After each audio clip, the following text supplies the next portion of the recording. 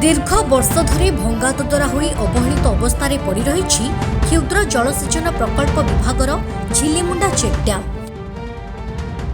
बंध सुखिला पड़िथिबा बेले केउंठी पाइप फाटिछि तो आउ केउंठी केनाल बंद होई पानी और चाष जमी को माडु नाही, जहा फल 2000 एकर जमी पड़िया पड़ुथुबा बेले 200 चाषी कूल चाष न करी मुंडरे हाथ दे बसिछंती।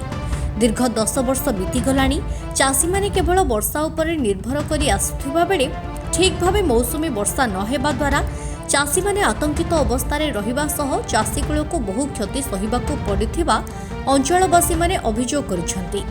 सब आम चाषी माने बेसी अवस्था रहिछु आज्ञा, एटा पानी जाउ नाही इआडे बांधले चाषी माने आम पैसा चांदा कर बांधले भी सब बसली जाउछि आज्ञा, आर किछि काम दउ नाही।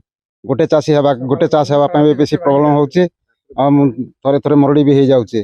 2000 चाषी आम 2000 एकर जमी आमर सब जाक खराब। विभिन्न समय विभागीय अधिकारी आरंभ करी रायगड़ा जिलापाल लिखित अभियोग करि आसुथिले सुधा एपर्यंत कौनसी कार्यक्षम होई पारि नाही।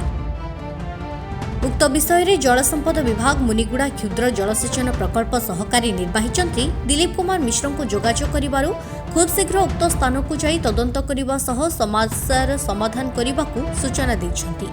केबे एही झिलिमुंडा चेक डैम पुनरुद्धार हेबो और केबे चाषी माने उपकृत होई परिबे ताहा देखिबाकू बाकी रहिला। डैम रे लिखिना दउछु हेउ नै किछ नै समस्या आसुंते देखिना पड़ो जंती बांधु नै देर देखंतो इनकी छिड़ जायछि।